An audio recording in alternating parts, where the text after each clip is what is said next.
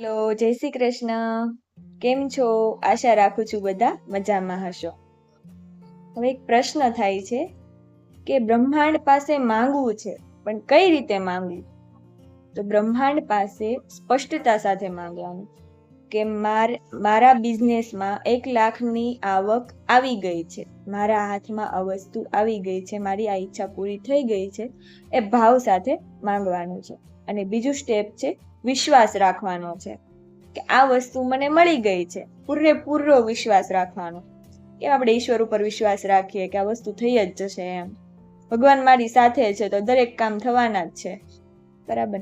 આ ભાવ અને આ લાગણી જ કામ કરે છે. ત્રીજું સ્ટેપ છે કૃતજ્ઞતા, કે આભાર વ્યક્ત કરવાનો છે કે થેન્ક યુ, મારી પાસે 1,00,000ની આવક આવી ગઈ છે, તેના માટે universe, dear universe, thank you so much.